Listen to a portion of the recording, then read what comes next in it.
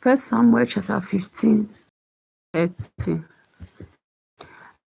I have seen, but at least show me where in front of the leaders of my people. Go back with me so that I can worship the Lord your God. So Samuel went back with him and Saul worshipped the Lord. Bring King Agag here to me. Saul ordered. Agag came to him, trembling with fear. To himself, what a bitter thing it is to die. Samuel said, as your sword has made many mothers childless, so now will your mother become childless. And he cut Agag to pieces in front of the altar in Gilgal. Then Samuel went to Ramah, and King Saul went home to Gibeah. As long as Samuel lived, he never again saw the king, but he grieved over him. The Lord was sorry that he had made Saul king of Israel. 1 Samuel chapter 6. David is anointed king. The Lord said to Samuel, how long will you go on grieving over Saul? I have rejected him as king of Israel. But now get some olive oil and go to Bethlehem to a man named Jesse, because I have chosen one of his sons to be king. How can I do that? Samuel asked. If Saul hears about it. The Lord answered, take a calf with you and say that you are there to offer a sacrifice to the Lord. Invite Jesse to the sacrifice, and I will tell you what to do. You will anoint as king the man I tell you to. Samuel did what the Lord told him to do. He went to Bethlehem, where the city leaders came trembling to meet him and ask, Is this a peaceful visit here? Yes, he answered. I have come to offer a sacrifice to the Lord. Purify yourselves and come with me. He also told Jezeel and his sons to purify themselves, and he invited them to the sacrifice. When they arrived, Samuel saw Jesse's son, Eliab, and said to himself, this man standing here is in the Lord's presence, is surely the one he hath chosen. But the Lord said to him, pay no attention to how tall and handsome he is. I have rejected him, because I do not judge as man judges. May man look at the outward appearance, but I look at the heart. First Samuel chapter 7, then to what again? Okay, chapter. Then Jesse called his son Abinadab and brought him to Samuel. But Samuel said, no, the Lord have not chosen him either. Jesse then brought Shammah. No, the Lord have not chosen him either. Samuel said, in this way Jesse brought 7 of his sons to Samuel. And Samuel said to him, no, the Lord hath not chosen any of these. Then he asked him, have you any more sons? Jesse answered, there is still the youngest, but he is out taking care of the sheep. Tell him to come here, Samuel said. We don't offer the sacrifice until he comes. So Jesse sent for him. He was a handsome, healthy young man, and his eyes sparkled. The Lord said to Samuel, this is the one, anoint him. Samuel took the olive oil and anointed David in front of his brothers. Immediately the Spirit of the Lord took control of David, and was with him from that day on. Then Samuel returned to Ramah, David in Saul's court. Then the Lord's spirit left Saul, and an evil spirit sent by the Lord tormented him. His servant said to him, "We know that an evil spirit sent by God is tormenting you. So give up the order, sir. Give us the order, sir, and we will look for a man who knows how to play the harp. Then when the evil spirit comes on you, the man can play his harp, and you will be all right again." Saul ordered him, "Find me a man who plays well and bring him to me." One of his attendants said, "Jesse of the town of Bethlehem has a son who is a good musician. He is also a brave and handsome man, a good soldier, and an able speaker. The Lord is with him." So Saul sent messengers to Jesse to say, "Send me your son David, the one who takes care of the sheep." Jesse sent David to Saul with a young goat, a donkey loaded with bread, and a leather bag full of wine. David came to Saul and entered his service. Saul liked him very much and chose him as the man to carry his weapons. Then Saul sent a message to Jesse, "I like David, let him stay here in my service." From then on, whenever the evil spirit sent by God came on Saul, David would get his harp and play it. The evil spirit would leave, and Saul would feel better and be alright again. 1 Samuel chapter 17. Goliath challenges the Israelites. The Philistines gathered for battle in Socoh, a town in Judea. They camped at a place called Ephes-Dammim, between Socoh and Azekah. Saul and Israelites assembled and camped in the valley of Elah, where they got ready to fight the Philistines. The Philistines lined up on one hill and the Israelites on the other, with a valley between them. A man named Goliath from the city of Gath came out from the Philistines' camp to challenge the Israelites. He was nearly 3 meters tall and wore bronze armor that weighed about 57 kilograms and a bronze belt. His legs were also protected by bronze armor, and he carried a bronze javelin slung over his shoulder.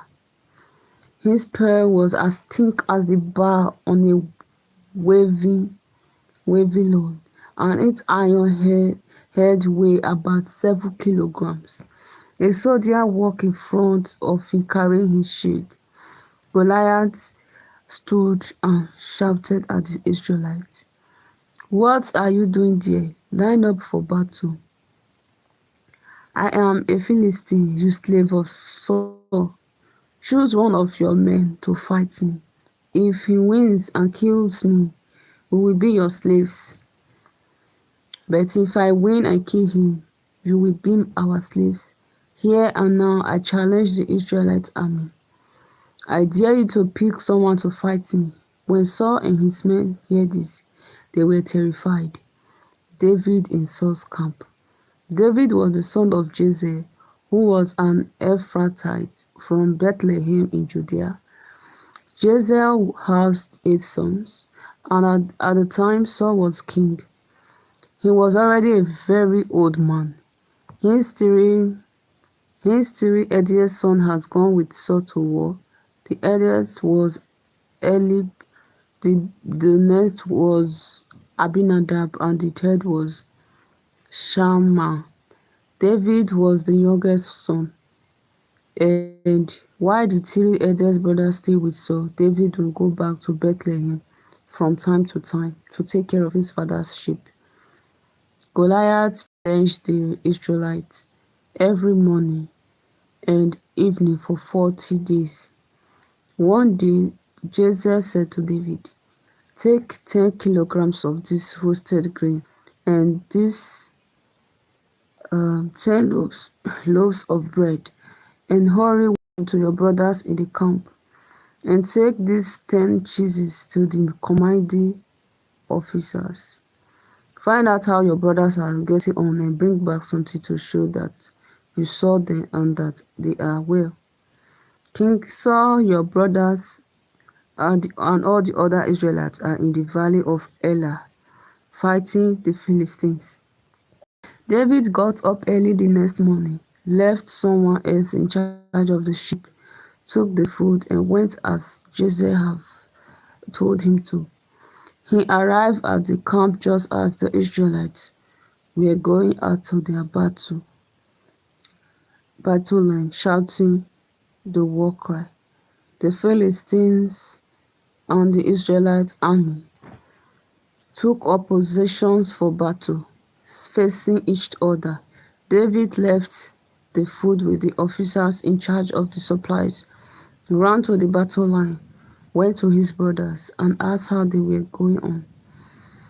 As he was talking to them, Goliath came forward and challenged the Israelites as he had done before, and David heard him.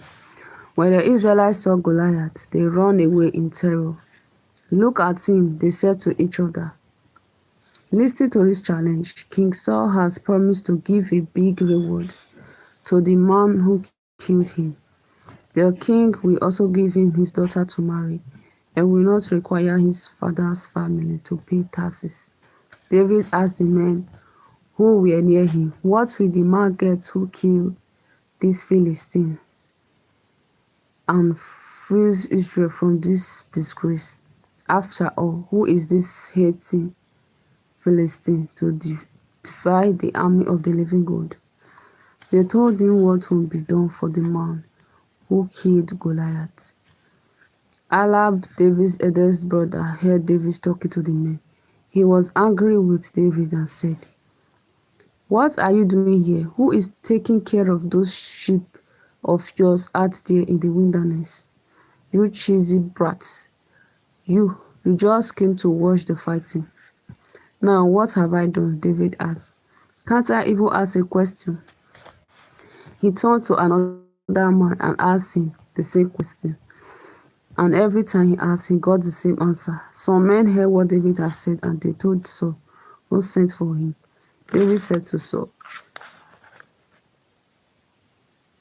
"Your Majesty, no one should be afraid of this Philistine. I will go and fight him." "No," answered Saul. "How could you fight him? You are just a boy, and he has been soldier all his life." "Your Majesty," David said, "I take care of my father's sheep.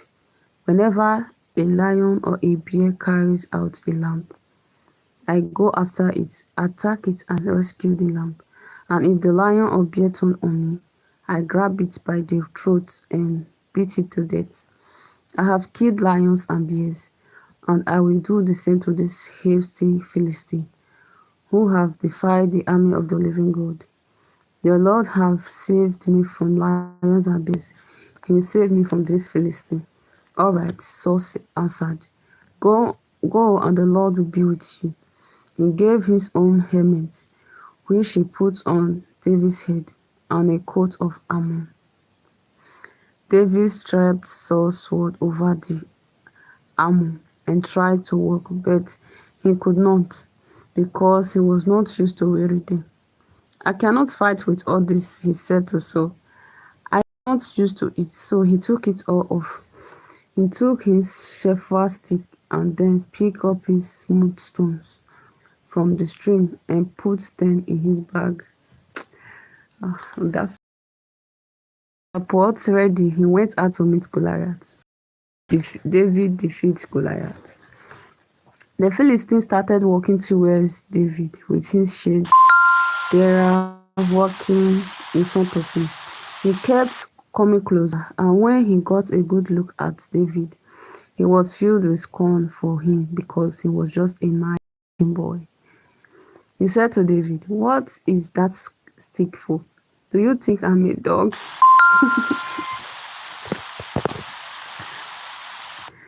Mm.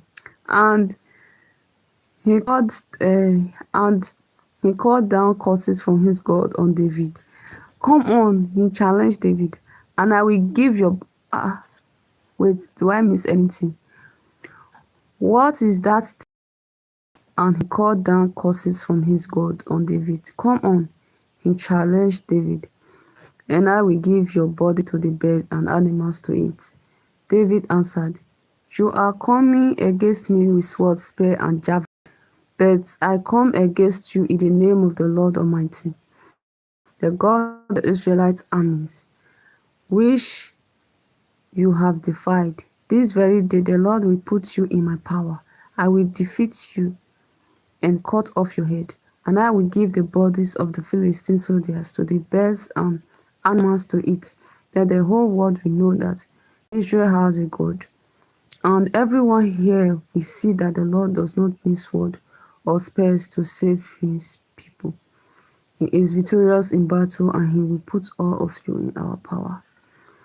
Goliath started walking towards David again.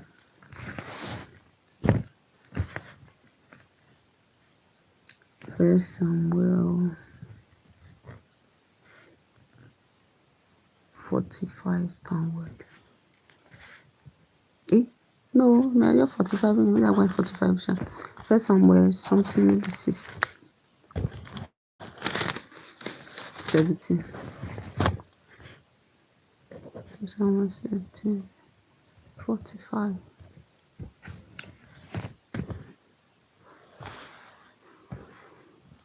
Goliath started walking towards David again, and David ran quickly towards the Philistine battle line to fight him. He put his hand into his bag and took out a stone, which he plucked at Goliath. It hit him on the forehead and broke his skull, and Goliath fell face downward on the ground. So, without his word, David defeated and killed Goliath with a catapult and a stone. He ran to him, stood over him, took Goliath's sword out of his shirt, and cut off his head and killed him. When the Philistines saw that their hero was dead, they ran away. The men of Israel and Judea shouted and ran after them, pursuing them all the way to Gath and to the gate of Ekron. The Philistines fell wounded all along the road that led to Sharon, as far as Gath and Ekron. When the Israelites came back from pursuing Philistines, they looted their camp. David picked up Goliath's head and took it to Jerusalem, but he kept Goliath's weapon in his own tent. David is presented to Saul. When Saul saw David going out to fight Goliath, he asked Abner, the commander of his army, Abner, whose son is he? I have no idea, your majesty, Abner answered. Then go and find out, Saul ordered. So when David returned to camp after killing Goliath, Abner took him to Saul. David was still carrying Goliath's head. Saul asked him, young man, whose son are you? I am the son of your servant Jesse from Bethlehem, David answered. First Samuel chapter 18. Saul and David finished their conversation. After that, Saul's son Jonathan was deeply attracted to David and came to love him as much as he loved himself. Saul kept David with him from that day on and did not let him go back home. Jonathan swore eternal friendship with David because of his deep affection for him. He took off the robe he was wearing and gave it to David, together with his armor and also his sword, bow and belt. David was successful in all missions on which Saul sent him, and so Saul made him an officer in his army. This pleased all of Saul's officers and men. Saul becomes jealous of David. As David was returning after killing Goliath, And as the soldiers were coming back home, women from every town in Israel came out to meet King Saul. They were singing joyful songs, dancing, and playing tambourines and lyres. In their celebration, the women sang, "Saul has killed thousands, but David tens of thousands." Saul did not like this and he became very angry. He said, "For David they claim tens of thousands, but only thousands for me. They will be making him king next." And so he was jealous and suspicious of David from that day on. The next day, an evil spirit from God suddenly took control of Saul, and he ravaged his home like a madman. David was playing the harp, and as he did every day, and Saul was holding a spear. "I will pin him to the wall," Saul said to himself, and he threw the spear at him twice, but David dodged each time. Saul was afraid of David because the Lord was with David, but have abandoned him. So Saul sent him away and put him in command of 1,000 men. David led his men in battle and was successful in all he did, because the Lord was with him. Saul noticed David's success and became even more afraid of him. But everyone in Israel and Judea loved David because he was such a successful leader. David married Saul's daughter. Then Saul said to David, "Here is my elder daughter Merab. I will give her to you as your wife, on condition that you serve me as a brave and loyal soldier and fight the Lord's battle." Saul was thinking that in this way the Philistines will kill David, and he would not have to do it himself. David answered, "Who am I, and what is my family that I should become the king's son-in-law?" But when the time came for Merab to be given to David, she was given instead to a man named Adri from Meholah. Saul's daughter Michal, however, fell in love with David, and when Saul heard of this, he was pleased. He said to himself, "I will give Michal to David.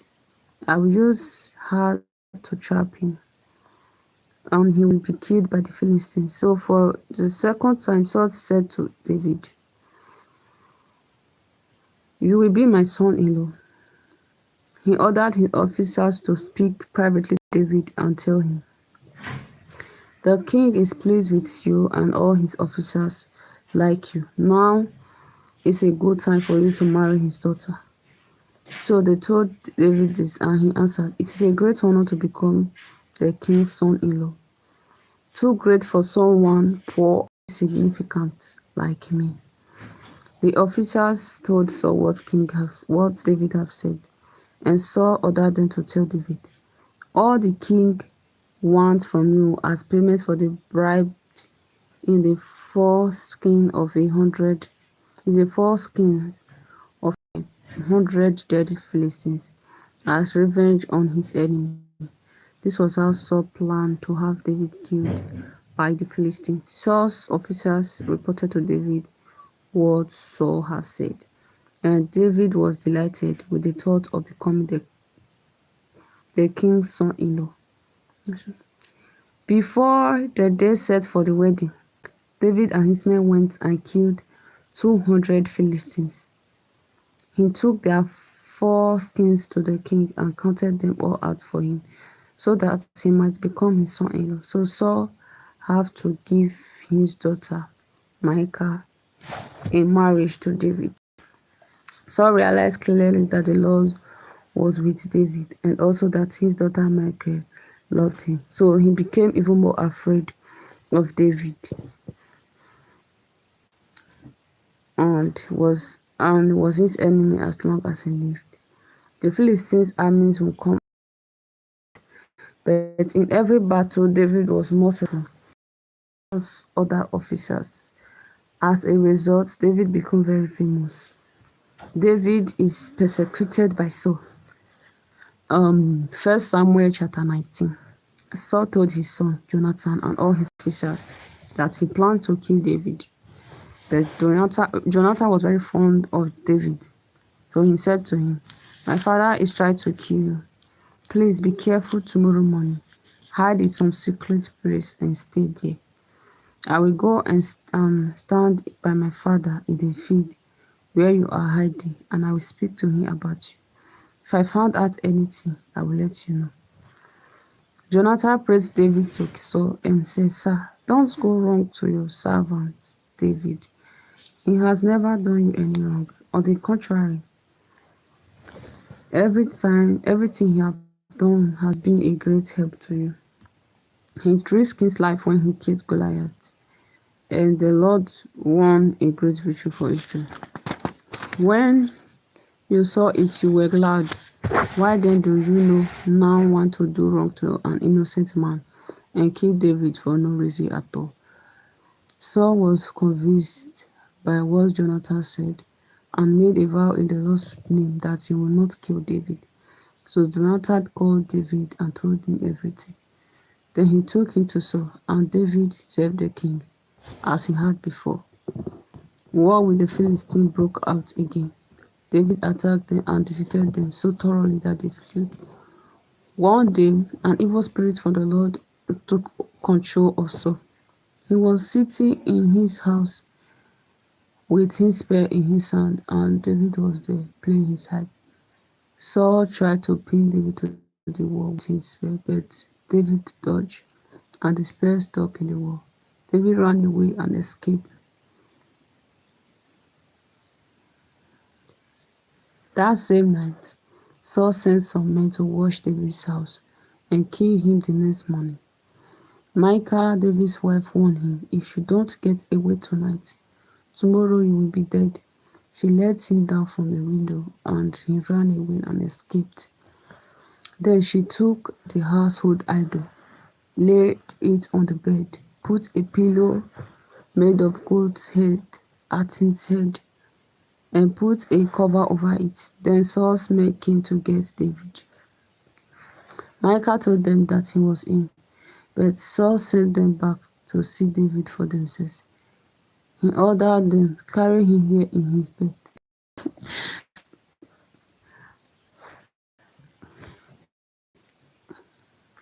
He ordered them, "Carry him here in his bed, and I will kill him." They went inside and found the household idol in the bed and the goat pillow at his head. Saul asked Michal, "Why have you tricked me like this and let my enemy escape?" "Thank you. God bless you. God bless." David escaped and okay. She answered, "He said he would kill me if I don't help him to escape." David escaped and went to Samuel in Ramah and told him everything that Saul had done to him. Then he and Samuel went to Naoth and stayed there.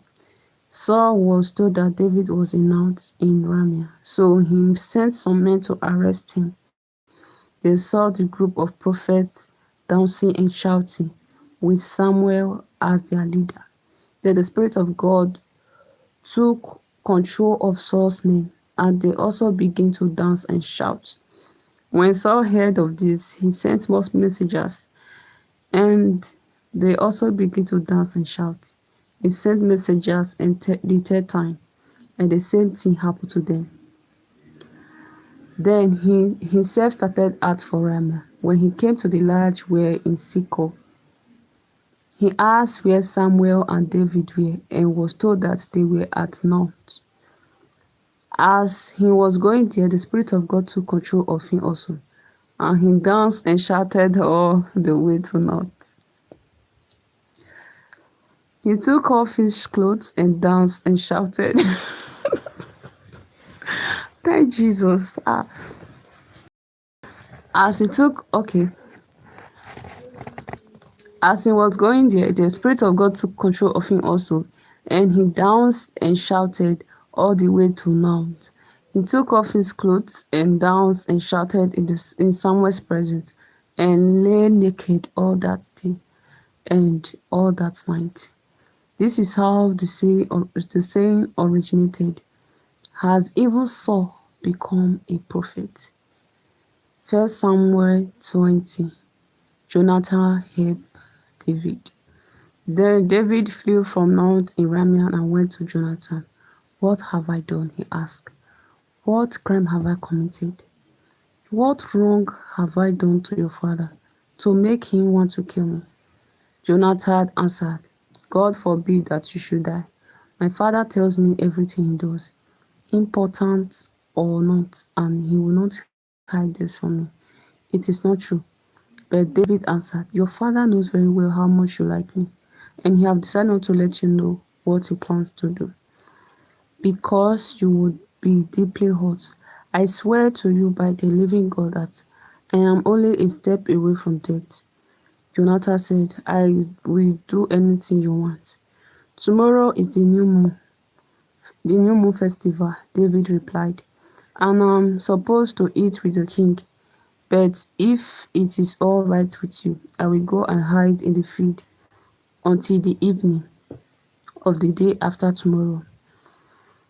If your father notices that I am not at table, tell him that I begged your permission to hurry home to Bethlehem, since it is the time for the annual sacrifice there for my whole family. If he says all right, I will be safe. But if he becomes angry, you will know that he is determined to harm me.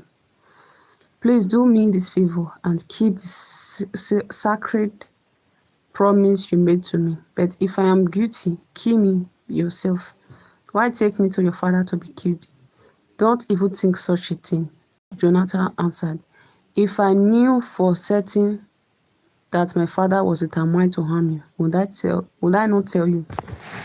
David then asked, Who will let me know if your father answers you angrily? Let's go out to the field. Jonathan answered.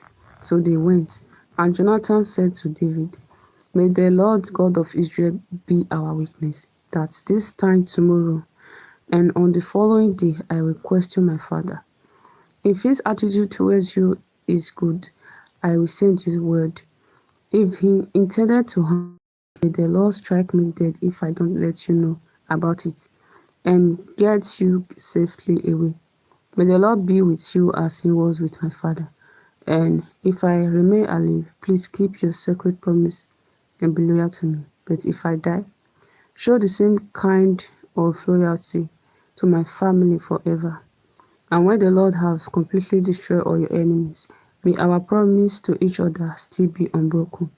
If it is broken, the Lord will punish you. Once again, Jonathan made David promise to love him, for Jonathan loved David as much as he loved himself. Then Jonathan said to him, Since tomorrow is the new moon festival, your absence will be noticed if you are not at the meal. The day after tomorrow, your absence will be noticed even more. So go to a place where you hide other time and hide behind the piles of stones there. I will then shoot 3 arrows at it, as though it were a target. Then I will tell my servant to go and find them. And if I tell him, Look, the arrows are on this side of you, get them, that means that you are safe and can come out. I swear by the living God that you will be in no danger. But if I tell him, The arrows are on the other side of you, then leave, because the Lord is sending you away. As for the promise we have made to each other, the Lord will make sure that we will keep it forever. So David hid in the field.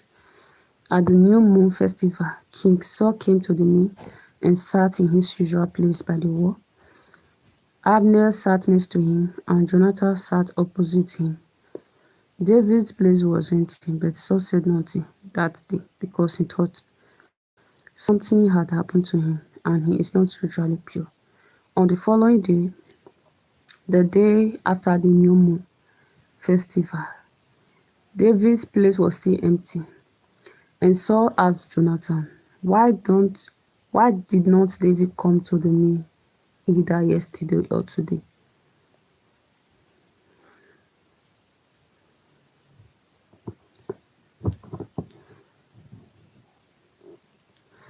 Jonathan answered, "He begged me to let him go to Bethlehem. Please let me go," he said, "because our family is celebrating the sacrificial feast in town.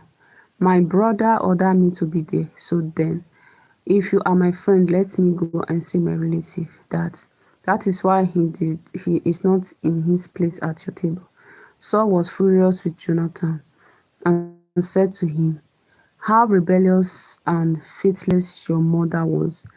Now I know you are taking side with David and are disgracing yourself that mother and that mother of yours. Do not don't you realize that as long as David is alive, he will never be king of this country? Now go and bring him here. He must die." "Why should he die?" Jonathan replied. "What have you done?" At that, Saul threw his spear at Jonathan to kill him, and Jonathan realized that his father was really determined to kill David. Jonathan got up from the table in a rag and ate nothing that day. The second day of the new moon festival, he was deeply distressed about David because Saul had insulted him. The following morning, Jonathan went to the field to meet David as they had agreed. He took a young boy with him and said to him, "Run and find the arrow I'm going to shoot." The boy ran, and Jonathan shot an arrow beyond him. When the boy reaches the place where the arrow had fallen, Jonathan said to him, "The arrow is farther on. Don't just stand there. Hurry up." The boy picked up the arrow and returned to his master, not knowing what it all meant. Only Jonathan and David knew. Jonathan gave his weapon to the boy and told him to take them back to the town. After the boy had left, David got up from behind the piled-up stones, fell on his knees and bowed with his face to the ground 3 times. Both him and Jonathan were crying as they kissed each other. David's grief was even greater than Jonathan's. Then Jonathan said to David, "God be with you. The Lord will make sure that you and I and your descendants and mine will forever keep the sacred promise we have made to each other." Then David left, and Jonathan went back to the town. First Samuel chapter 21. David fled from Saul. David went to the prince Ahimelech in Nob. Ahimelech came out trembling to meet him and asked, "Why did you come here all by yourself?" "I am here on the king's business," David answered. "He told me not to let anyone know what he sent me to do. As for my men, I have told them to meet me at a certain place. Now, then, what supply have you got? Give me 5 loaves of bread or anything else you have." The prince said, "I have not any ordinary bread, only sacred bread.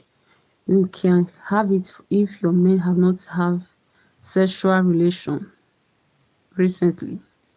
"Of course they have not," answered David. "My men always keep themselves ritually pure, even when we go out on an ordinary mission. How much more this time when we are on a special mission?" So the prince gave David the sacred bread, because the only bread he had was the loaf offered to God, which had been removed from the sacred table and replaced by fresh bread. Saul's chief henchman Doeg, who was from Edom, happened to be there that day because he had to fulfill a religious obligation. David said to Ahimelech, "Have you got a spear or a sword you can give me?" The king's orders made me leave in such a hurry that I did not have time to get my sword or any other weapon. Ahimelech answered, "I have the sword of Goliath, the Philistine, whom you killed in the valley of Elah.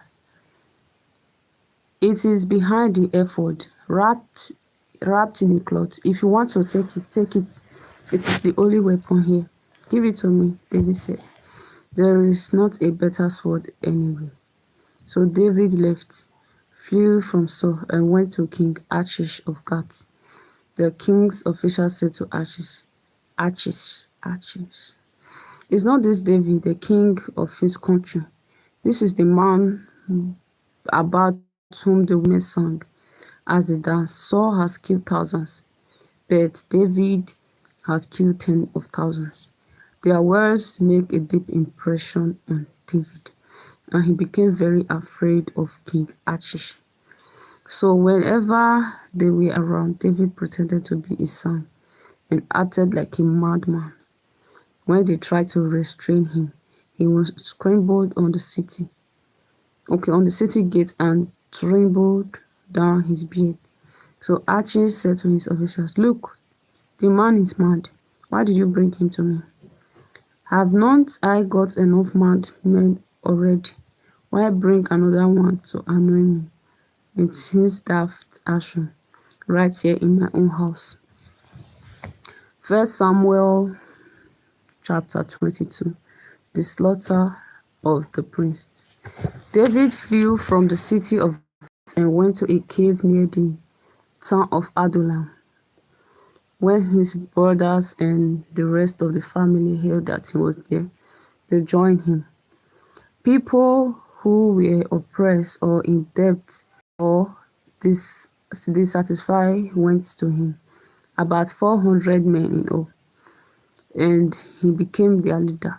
David went on from there to Mizpah in Moab and said to the king of Moab, please, let my father and mother come and stay with you until I find out what God is going to do for me. So he led his parents with the king of Moab. Okay, David left. So David left his parents with the king of Moab, and and and they stayed there as long as David was hiding in the cave. Then the prophet Gad came to David and said, don't stay here. Go at once to the land of Judea. So David left and went to the forest of Hira.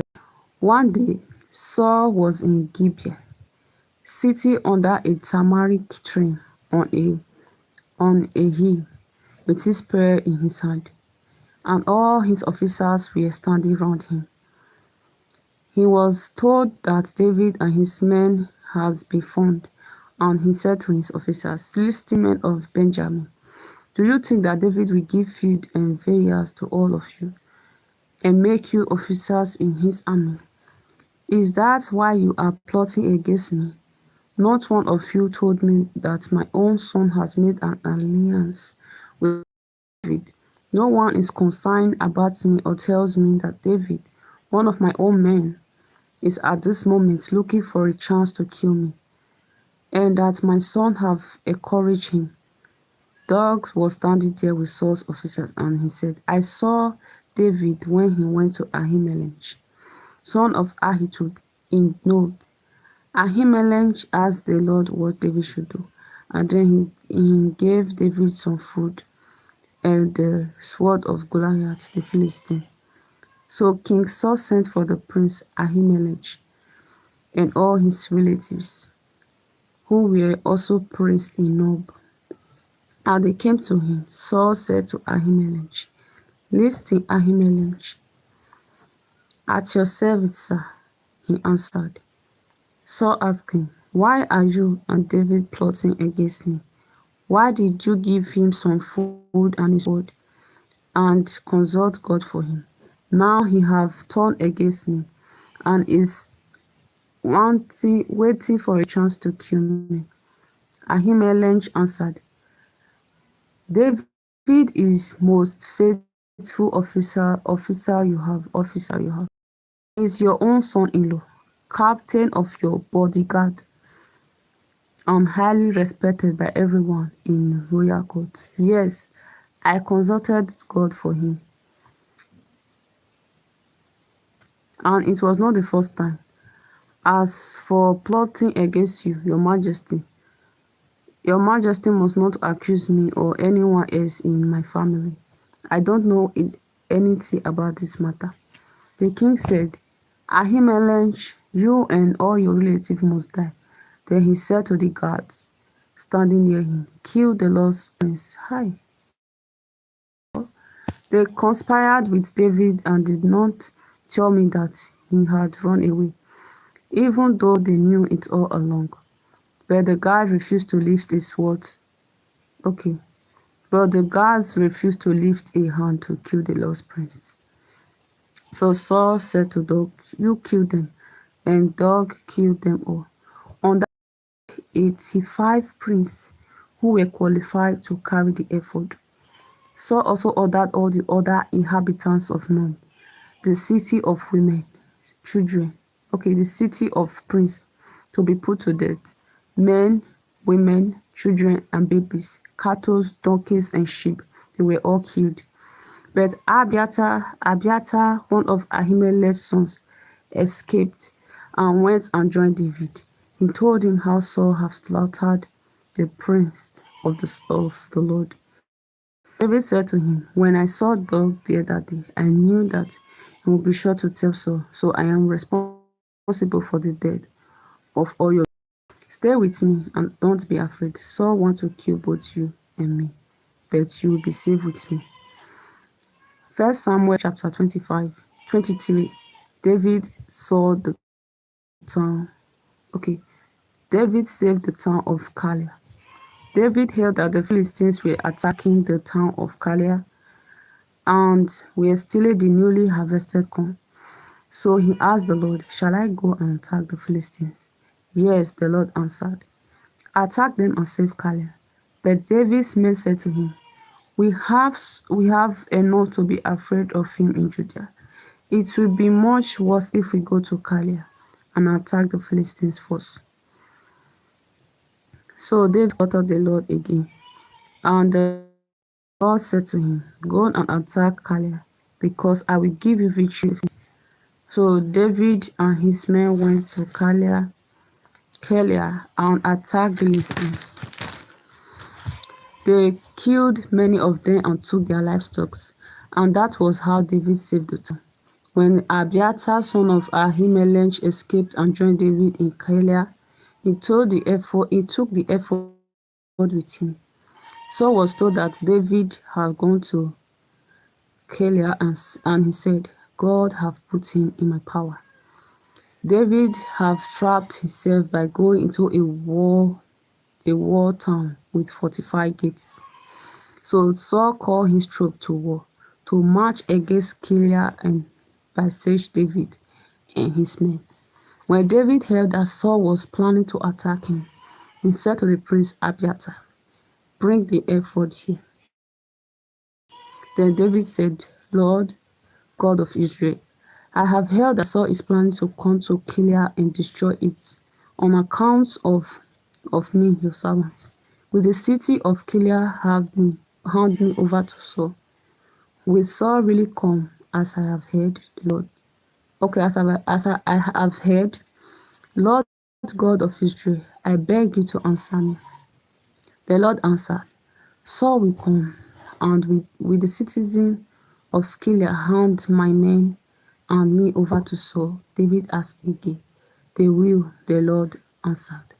So David and his men, about 600 in all, left Keilah at once and kept on the move.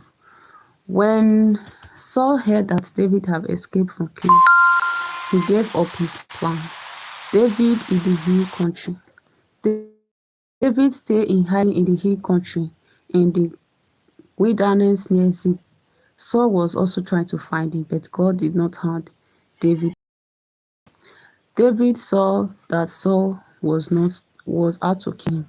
David was at Horish in the wilderness near Ziph.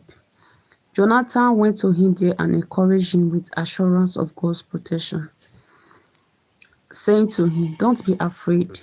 My father won't be able to harm you.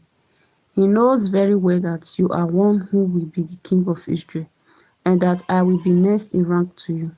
The two of them make a sacred promise of friendship to each other. David stayed at Horish and Jonathan went home. So people from Ziph went to Saul at Gibeah and said, "David is hiding in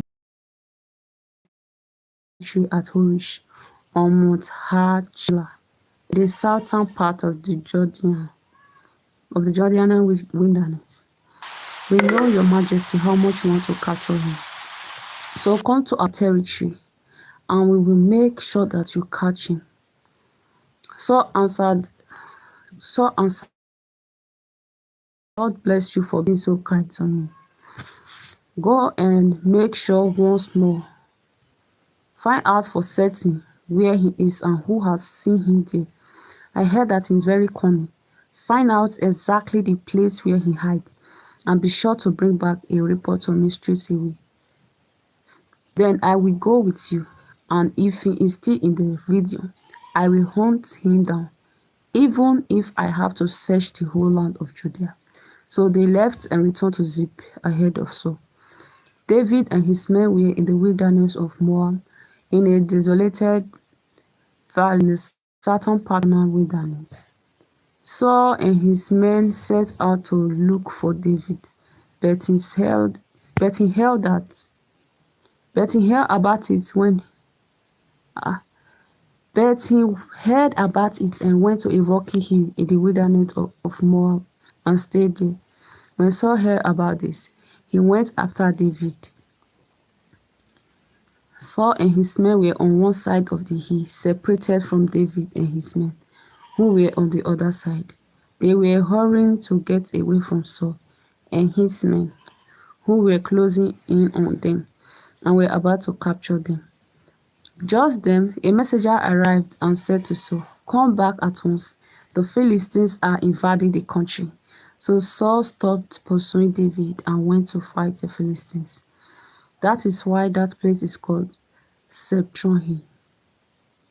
David left and went to the region of Engedi, where he stayed.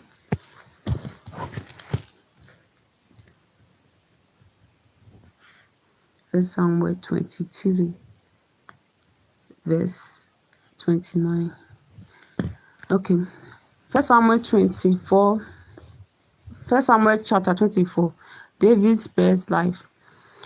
When David spared Saul's life, when Saul came back from fighting the Philistines, he was told that David was in the wilderness near En-Gedi. Saul took 3,000 of the best soldiers in Israel and went looking for David and his men east of White Goat Rock. He came to a cave close to some sheep pens by the road and went in to relieve himself. It happened to be the very cave in which David and his men were hiding far back cave. They said to him, "This is your chance. The Lord have given you that he would put." Okay, I'm sorry guys. "The Lord have told you that he will put your enemy in your power, and you could do to him whatever you wanted to." David crept over and cut off a piece of Saul's robe without Saul knowing it. But then David's cautiousness began to trouble him, and he said to his men, "May the Lord keep me from doing to my master, whom the Lord chose as king. I must not harm him in the least, because he is the king chosen by the Lord." So David convinced his men they did not attack Saul. Saul got up, left the cave, and started on his way. Then David went out after him and called to him, "Your Majesty." Saul turned round, and David bowed down to the ground in respect and said, "Why do you listen to people who say that I am trying to harm you? You can see for yourself that just now in the cave the Lord put you in my power. Some of my men told me to kill you, but I felt sorry for you and said that I will not harm you in the least, because you are the one God chose to be king. Look, my father, Look at the piece of your rope I am holding. I could have killed you, but instead, I only cut this off. This should convince you that I have no thought of rebelling against you or of harming you. You are hunting me down to kill me, even though I have not done you any wrong. May the Lord judge which one of us is wrong. May he punish you for your action against me, for I will not harm you in the least. You know the old saying, evil is done only by evil men, and so I will not harm you. Look at what your king of Israel is trying to kill. Look at what he is chasing. A dead dog, a flea. The Lord will judge, and he will decide which one of us is wrong. May he look into the matter, defend me, and save me from you. When David had finished speaking, Saul said, Is that David, my son? He started crying. Then he said to David, You are right. I am wrong. You have been so good to me. I have done such wrong to you. Today you have shown how good you are to me. Because you did not kill me, even though the Lord put me in your power. How often does a man catch his enemy and then let him get? The Lord bless you for what you have done to me today. Now I am sure that you will be king of Israel, and that the kingdom will continue under your rule. But promise me in the Lord's name that you will spare my descendants, so that my name and my family's name will not be completely forgotten. David promised that he won't. Then Saul went back home, and David and his men went back to their hiding place. 1 Samuel chapter 25, the death of Samuel. Samuel died, and all the Israelites came together and mourned for him. Then they buried him at his home in Ramah. David and Abigail. After this, David went to the wilderness of Paran. There was a man of the clan of Caleb named Nabal, who was from the town of Moab, who owned land near the town of Carmel. He was a very rich man, the owner of 3,000 sheep and 1,000 goats. His wife Abigail was beautiful and intelligent, but he was a mean, bad-tempered man. Nabal was shearing his sheep in Carmel, and David, who was in the wilderness, heard about it. So he sent 10 young men with order to go to Carmel, find Nabal, and give him his greeting. His instruction He instructed them to say to Nabal, David sends you greetings, my friend, with his best wishes for you, your family, and all that is yours.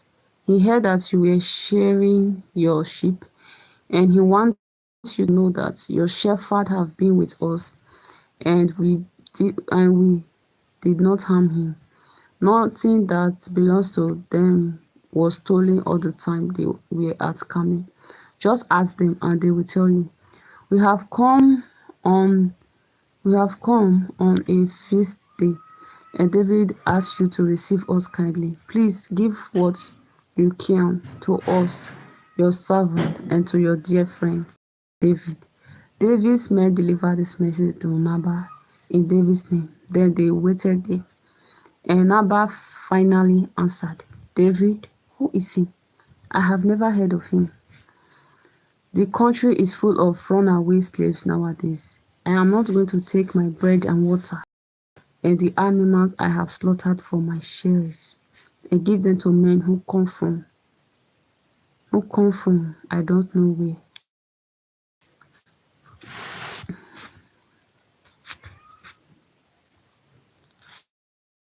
David's men went back to him and told him what Nabal had said. Go on your sword, he ordered.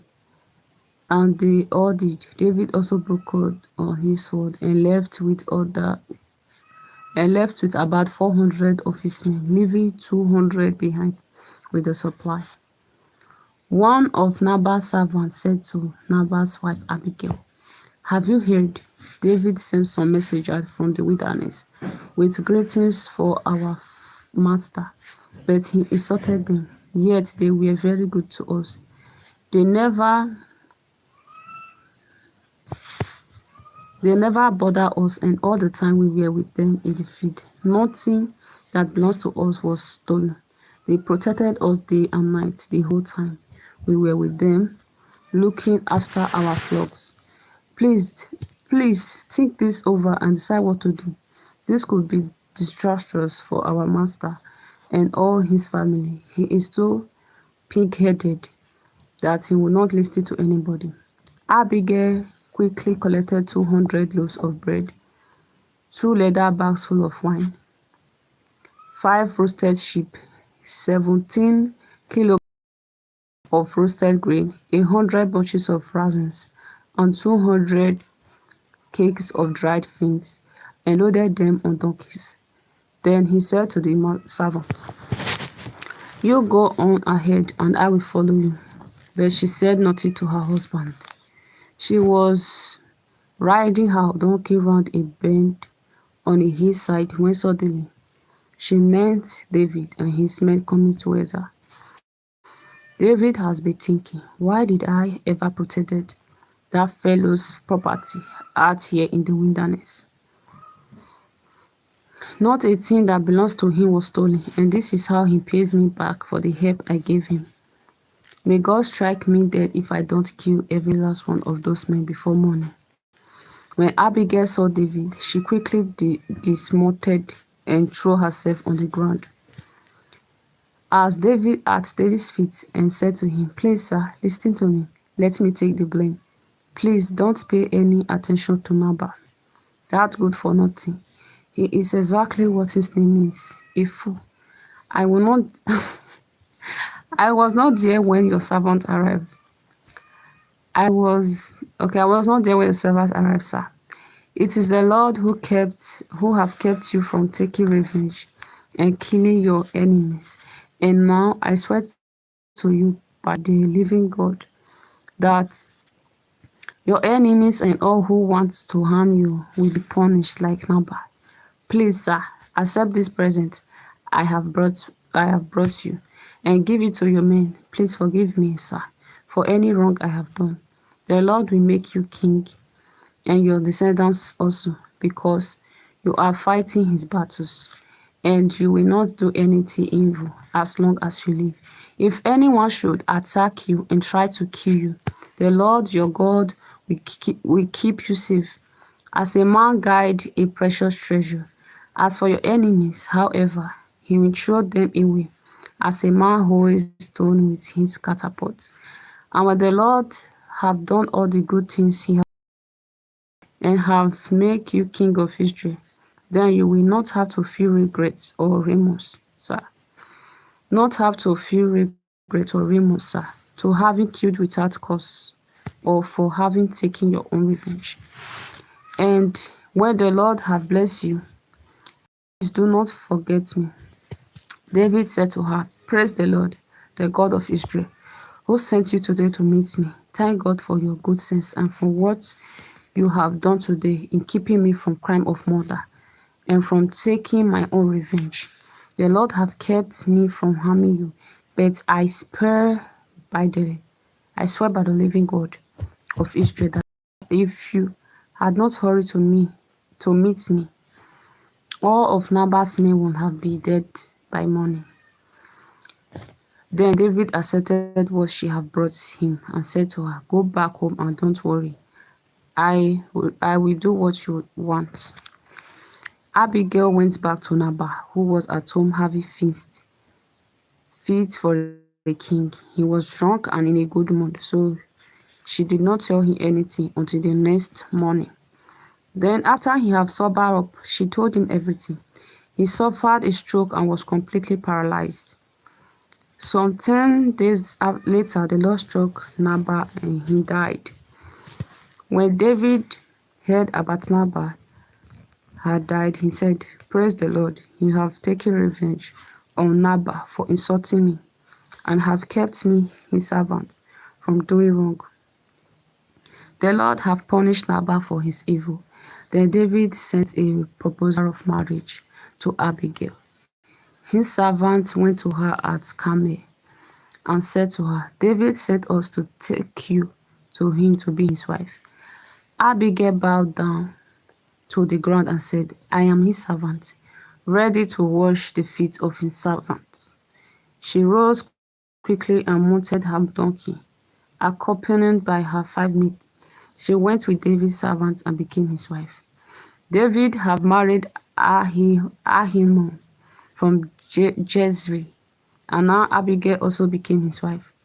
Meanwhile, Saul had given his daughter Michal, who has been David's wife, to Parti son of Lash, who was from the town of Galim. Now, let's read 1 Samuel chapter 26. David spares Saul's life again. Some men from Ziph came to Saul at Gibeah and told him that David was hiding on Mount Hachilah at the edge of the Jordana wilderness. Saul went at once with 3,000 of best soldiers in Israel to the wilderness of Ziph to look for David, and camped by the road on Mount Hachilah. David was still in the wilderness, and when he learned that Saul had come to look for him, he sent spies and found out that Saul was indeed there. He went at once and located the exact place where Saul and Abner, son of Ner, commander of Saul's army, slept. Saul slept inside the camp, and his men camped round him. Then David asked Ahimelech the Hittite and Abishai, the brother of Joab, their mother was Zerah, which of you two will go to Saul's camp with me? I will, Abishai answered. So that night David and Abishai entered Saul's camp and found Saul sleeping in the camp, and found Saul sleeping in the center of the camp with his spear stuck in the ground near his head. Abner and the troop were sleeping round him. Abishai said to David, God have put your enemy in your power tonight. Now let me plug his own share through him and pin him to the ground with just one blow. I won't have to strike twice. Bakam. Yeah.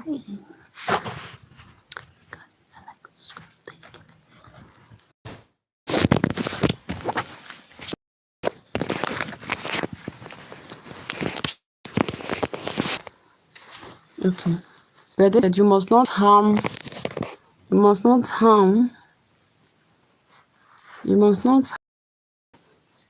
The Lord will certainly punish whoever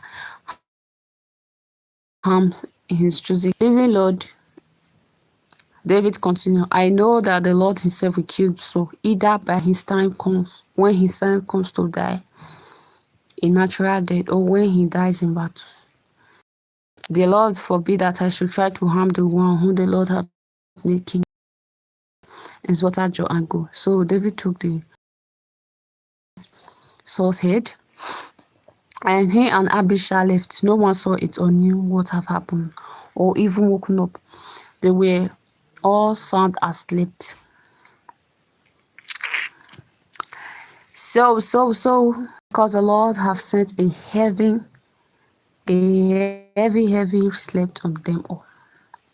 Sleep. Then David crossed over to the other side of the valley to the top of a safe distance away, and shouted to Saul's troop and to Abner. Abner, can you hear me? Who is that shouting and waking up the king? Asked. David answered, Abner, are not you the greatest man in Israel? So why are not you protecting your master, the king? Just now someone entered the camp to kill your master. You failed in your duty, Abner. I swear by the living God that all of you deserve to die, because you have not protected your master, whom the Lord made king. Look, where is the king's spear? Where is the water jar that was beside his head? Saul recognized David's voice and asked, David, is that you, my son? This song is very funny.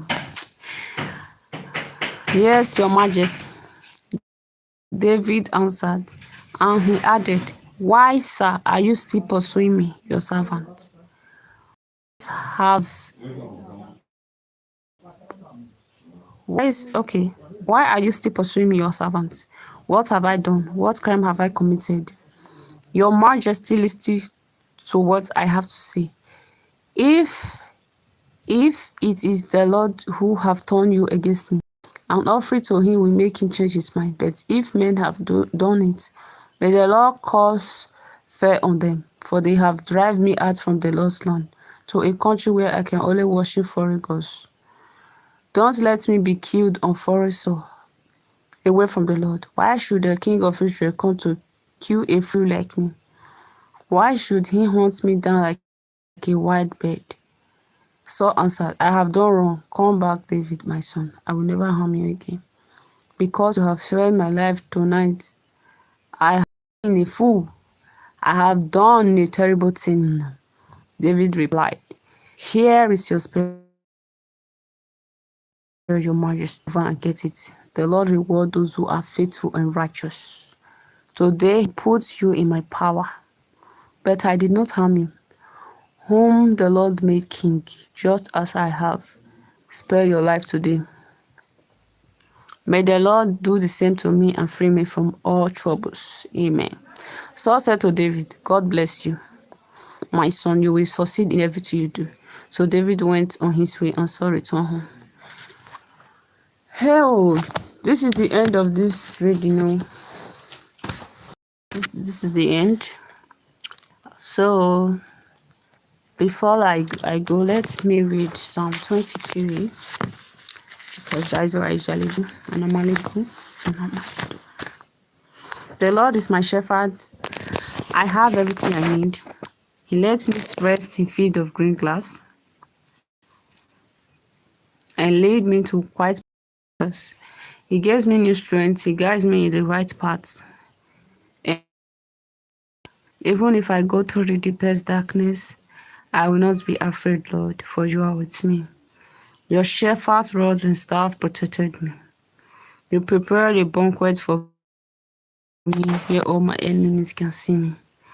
You welcome me as an honored guest and fill my cup to the brim. I know that your goodness and love will be with me all my life, and your house will be my home as long as I live.